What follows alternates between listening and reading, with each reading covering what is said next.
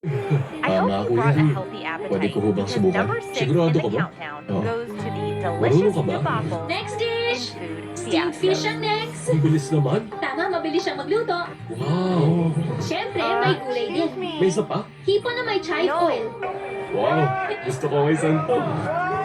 Nasaan siya? Kakain na. Pakigusto nga yan dito. Siyempre, hindi lang yan ang ulam Ako natin. na. Mainit yan. Init. Hoy! Hindi niyo man natin tinulungan yung bisita natin sa pagluluto. Salamat. Masaya rin po akong tinanggap niyo ako rito at na-meet ko na rin ang mga kuya at si Lolo. Cheers!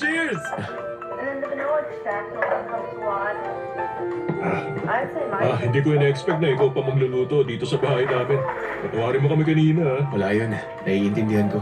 Si Olivia, nag-iisang babae dito. Kaya mahigpit talaga kami sa kanya. Hirap na kasi, lalo na sa panahon ngayon. Kaya mahigpit kami, lalo na sa mga pasaway na lalaki. Tama siya. Kaya hanggang ngayon, ikaw pa lang talaga nagiging boyfriend niya. Maybe ka nga dyan. Ano ba yan?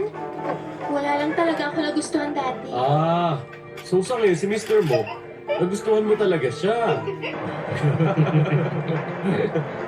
Lolo, tikman niyo po ito. Oh. Masarap po siyang magluto. Sige, ito.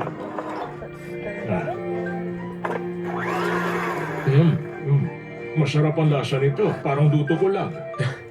Naku, hindi po. Marami pa po akong matututunan sa inyo. Dalasan mong dumalang. Sige po. Kain na, sige. Ayos. Sige, kain na kayo. Parang sarap ng gulay.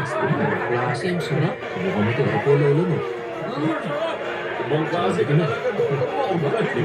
Salamat. Sobrang sarap, grabe. Here,